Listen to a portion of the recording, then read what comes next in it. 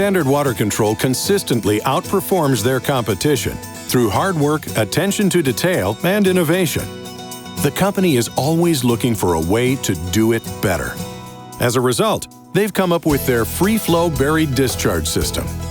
Sometimes, due to a home's design or the lay of the lot, discharge pipes need to run some distance from the house. This can be an issue both in terms of maintenance and aesthetics. Nobody enjoys moving obstacles every time they cut the grass or work in their garden, and most folks don't want a water discharge pipe competing with their landscaping. Enter Standard Water's free flow buried discharge system. Installation is quick and easy, and in most cases is done in one day. Standard's crew digs a trench from the foundation to an appropriate point in the yard. They lay in drain tile that connects to a box at the far end. The whole system is designed to be maintenance-free, so it's out of sight, out of mind, and out of your way. The intake section of the system is designed to answer the problem of freezing.